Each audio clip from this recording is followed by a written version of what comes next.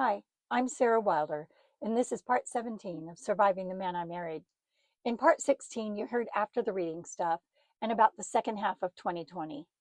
In this episode, I'll catch you up on the first half of 2021, and it's a bit of a doozy. Not great. I call this the year of the blankening. Insert a word that rhymes with fleckening.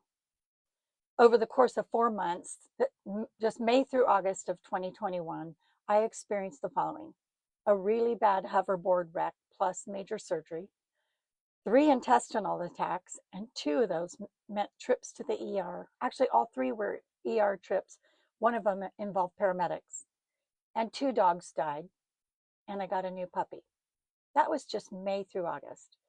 P.S. about the hoverboard. I was really good on the hoverboard. I loved it. In high school, I rode bicycles long distance, and I rode a unicycle, and I even rode a unicycle from Napa to Yountville and back. I love being on wheels, and my hoverboard, even though I was chronically ill and I was a bit overweight, I was so good on it. I had a very nice one, and I zipped around our cul-de-sac, and I just really enjoyed it. It was thrilling. And the older neighborhood kids were allowed to use it. They had permission. They had to have safety equipment on as well. So you'll hear about that. But a little good news in 2021. In January, I began my plasma infusions. It's called IVIG therapy for those of us with immunodeficiency disease, which is genetic. So after months of toggling between my immunologist, the insurance, and the drug manufacturer, we started up in January, and the doctor never should have taken me off these in 2018 because I got steadily worse ever since I stopped. But for this go around, I wasn't doing these myself via needles and tubes and a handheld pump in my abdomen every week. This was going to be a nurse coming to my home every month and administering it through an IV in my arm. The whole process was lengthy. It took about 7 hours because it had to be done really slowly and gradually, or my body would reject the medicine. So every month I had a different nurse for the first year. But in January 2022, I was assigned the same one, and it was terrific. And in fact, she was the last person I saw besides Jim Hole before I left Jim. I got my last infusion, and the next day I bailed. She was terrific. If I'd had to pay for these treatments, if anyone's wondering, out of pocket, it would have cost me about $75,000 a year. But fortunately, at the time, I had a $10,000 a year credit from the drug manufacturer that was for copay assistance, and the insurance was amazing. So for me, my cost out of pocket was about $1,000 a year. As of today, I haven't had plasma for over 3.5 years, not since the day before leaving Jim, and I likely won't again have plasma unless somehow I have about $2,000 a month to spend. I have good insurance, but it's marketplace. It's not the same. So I just have to kind of stay home a lot, and when I go out, I wear masks. That's my life. So the hoverboard wreck, it was mid-May, giving my annual safety demonstration to the neighborhood kids, but I had been out running errands for like about, I don't know, several hours, and I was tired, in and out of the car, shopping. I was pretty pooped. So the crash happened when I was riding it around the curve of the cul-de-sac. I was picking up a little speed. It was a bit of a downhill slope, and the right wheel caught the dense, thick grass on the right-hand side where the park comes right up to the sidewalk, and that wheel stopped. The left wheel kept the momentum going, swung around, and the entire hoverboard wrapped around my right foot, and it twisted it so severely. It was like wringing out a wet towel. It just crushed my right foot and twisted it and wrung it, and it broke 10 bones and trashed 2 major tendons. I had to have reconstructive surgery in that foot, and I have a metal plate and a bunch of screws. So that was quite the safety demonstration with like 4 or 5 kids watching. That was embarrassing, but it was also extremely surreal because I could feel the bones snapping like little pretzel sticks. What safety lesson was that I taught? Kids, don't ride when you're already exhausted.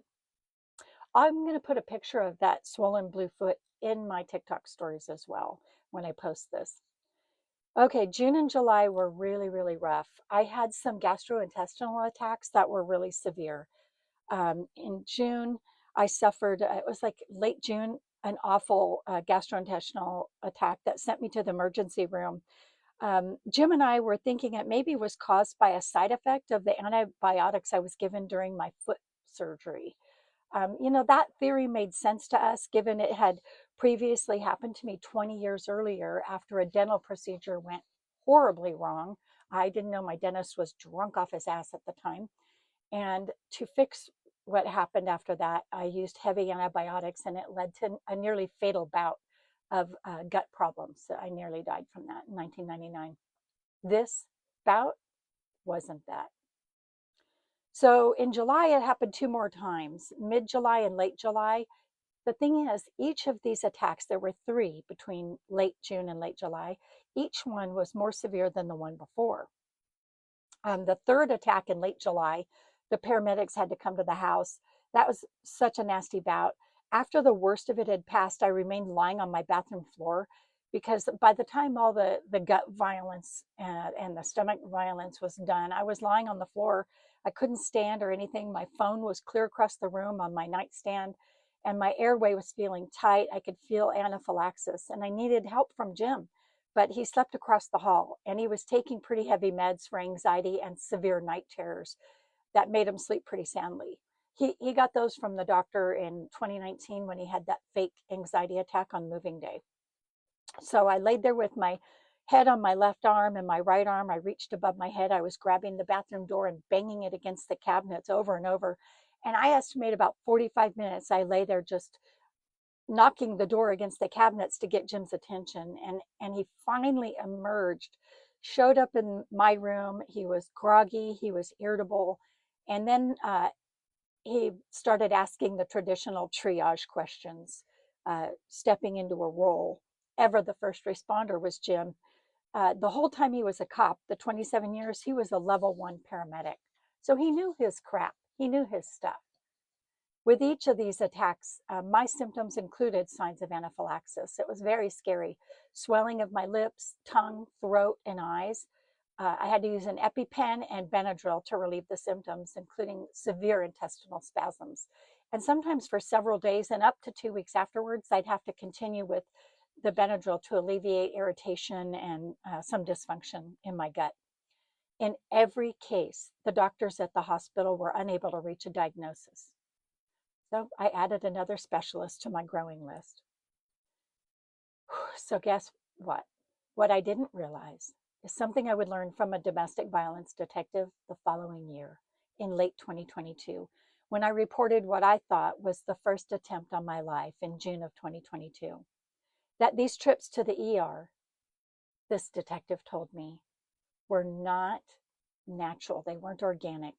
They were Jim's deliberate attempts to end me via allergens and poison. Additionally, she said they were attempts number 3, 4, and 5 by her estimate. She said that attempts number 1 and 2, she discovered, happened in early 2017 when we still lived in Reno. I had never connected all those dots. The 2 attacks in January, February 2017 in Reno, and then the 2021 June and July attacks. I wanted so badly to read her evidence in her investigation report, but because Jim was never prosecuted, because the thick blue line, that report never saw the light of day.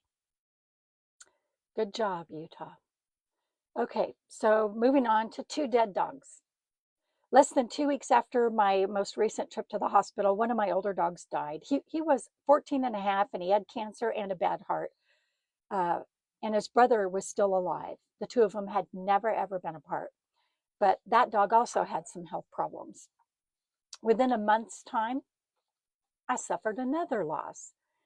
My precious angel 4-year-old mini dachshund passed away suddenly after injuring his spine, which had become fragile from an undiagnosed genetic condition, despite showing no symptoms beforehand.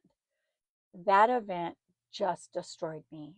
I had a lot of company in grieving him too. He was such a sweet, funny little guy. The neighborhood kids would come visit him and play with him. They loved him. So between my foot and my heart, the latter was more broken, just shattered.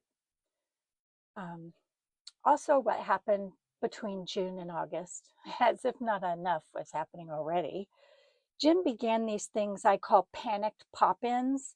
So around the same time I began having trouble with my gut, Jim had taken up the practice of leaving work at all odd times to show up at the house in a panic. I mean, an all out frantic state of worry, brought on by any time I would fail to reply to his text or answer his call. So he would burst through the door, sometimes the front, sometimes the back, breathing fast, ashen face, sweating. The artery in his neck was pulsing. I could see it. And then he would just express tremendous relief when he'd put eyes on me and see me in whatever I was doing at the time. Usually like napping, talking on the phone with one of our kids, watching TV, or cooking, which was my favorite thing to do, was cook. So he would kind of like bend over, put his hands on his knees, take his ball hat off, and just kind of shake his head and breathe in relief. And then he would just grab me, give me a hug, and kiss me on the top of my head every single time, and admonish me for not replying. And then he'd get in the car and go right back to work just a few miles away. And this happened several times, repeatedly over the course of that summer.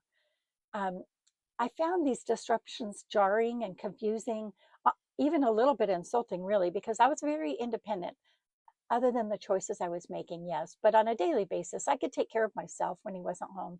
I've been doing it for a long time. And I honestly, I couldn't imagine what was setting him off, because he really was like in a tizzy every single time. Now, about a year and a half later, in early 2023, I see a new psychic medium, extremely talented, extremely powerful young woman. And she gives me the specifics of why Jim behaved that way. And what I learned is excruciatingly awful. Nadia's information brought into clear focus what was happening in Jim's double life that I had been warned about. Okay, on to August. In August, I got a new puppy. Jim and I drove up to Butte, Montana to pick up another miniature dachshund puppy, but a little girl this time. I named her Rosie. And by no other means was my battered heart ever going to be healed. I'd arranged for a fairly decent place to stay in Dillon, according to Trip Suggester.